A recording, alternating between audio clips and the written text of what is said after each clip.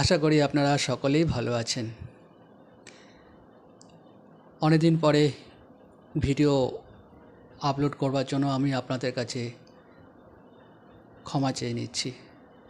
এমন কিছু প্রবলেম আছে যার জন্য আমি রেগুলার ভিডিও আপলোড করতে পারছি না। আমি চেষ্টা করছি এই রেগুলার ভিডিও আপলোড করবার জন্য।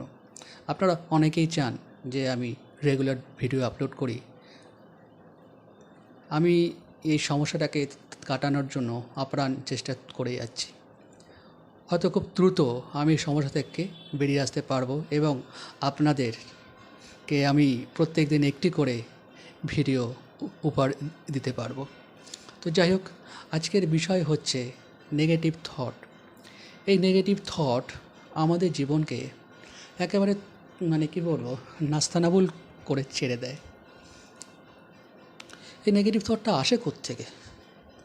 আমরা তো কেউ তো নেগেটিভ চিন্তা করতে চাই না, কিন্তু তাও আসে। কিন্তু কোথা থেকে আসে? আমরা কীভাবে অভ্যস্ত হয়ে যাই?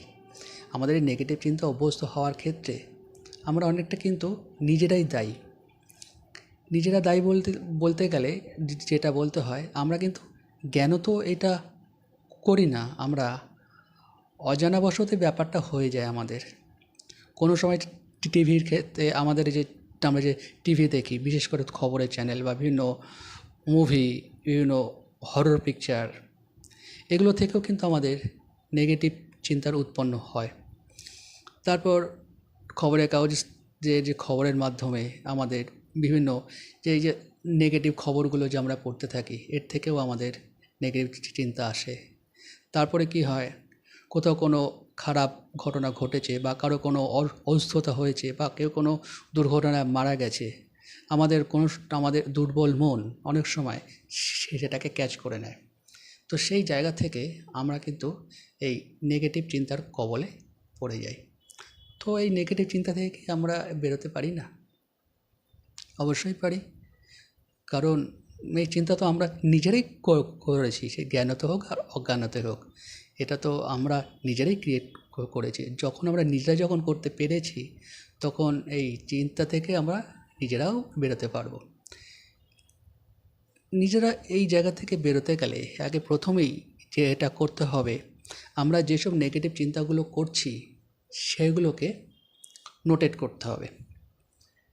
যেমন আমি একা বাড়িতে থাকতে পারি না, আমার লোকালয়ে যেতে নানা রকম চিন্তা হয়, টেনশন হয়, একা বাড়ির বাইরে বেরোতে যেতে অসুবিধা হয়, আমার সবসময় একটা মৃত্যু চিন্তা ঘিরে ধরে।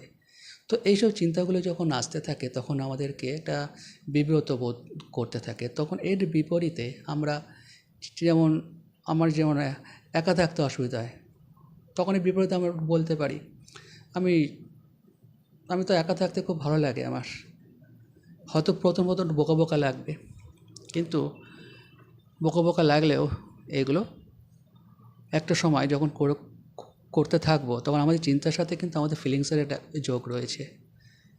এই পজিটিভ চিন্তা করতে করতে কী হবে, আমাদের পজিটিভ ফিলিংসও গ্রো করবে। আশা করি ভিডিওটি আপনাদের উপকারে আসবে। যদি উপকারে আসে তাহলে লাইক, কমেন্ট ও শেয়ার করবেন, আর চ্যানেলটিকে সাবস্ক্রাইব করে নোটিফিকেশন বেলটি অন করে সঙ্গে থাকুন। Thank you.